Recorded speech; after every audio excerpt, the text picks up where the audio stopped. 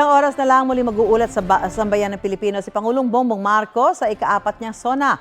Kasama natin ngayon si UP National College of Public Administration and Governance o UP-NCPAG Dean Christopher Berse. Dean Berse, magandang tanghali po.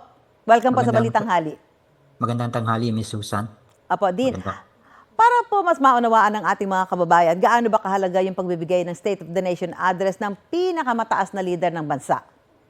Well, mahalaga ito dahil ito ang annual na submission ng report ng presidente, di ba? So dito natin maririnig ano yung mga nagawa, ginagawa at gagawin pa, no, ng pamahalaan sa susunod na mga taon.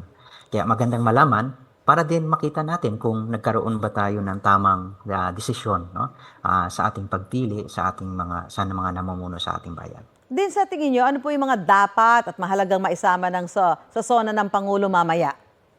Well, dapat maisama siyempre yung mga achievements, no, ng administration in the past years, mga tangible gains, no, kung ilan ba halimbawa ilang mga proyekto yung nagawa halimbawa sa infrastructure, 'di ba? Malaking usapin yung sa flood control project. So magandang maitala kung ilan na ba ang natapos doon sa mga nabanggit niya na projects dati, no? Basically ganun, mga gains, mga tangible, konkretong mga bagay na nagawa ng gobyerno. Pero higit doon, maganda ring maitala niya o mai-report yung mga naging resulta, halimbawa yung pagsasara ng mga pogo sa buong bansa, no? Ano ba yung mga naging epekto noon sa ekonomiya, sa politika o lalo na sa ekonomiya, no, pagdating sa pogo.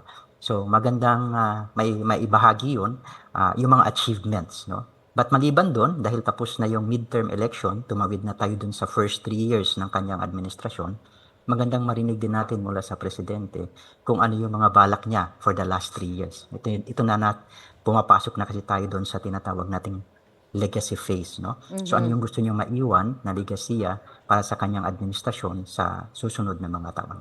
Di na naman yung nakikita yung epekto ng impeachment trial laban kay VP Sara sa Duterte dito po sa administrasyon at nalalabing termino ni Pangulong Bongbong Marcos. Mahalaga ba na mabanggit niya ito o maisama sa kanyang SONA mamaya? Well, bagamat may independence naman yung 3 branches natin, 'di ba? Judiciary, legislature, tsaka executive. Magandang mabanggit na rin tingin ko, no, ng pangulo para maibahagi din at malaman ng tao kung ano ba yung saloobin niya pagdating talaga dito sa usapin, no, ng impeachment. Nakapagsalita na ang judiciary, ang Supreme Court, so magandang malaman din natin, no, kung siya mismo bilang pangulo, ano ba ang tingin niya, lalo na ngayon na meron ng desisyon mula sa Korte Suprema. At maaring yan ay magbigay ng direksyon din para doon sa members natin sa Senado at sa Kongreso.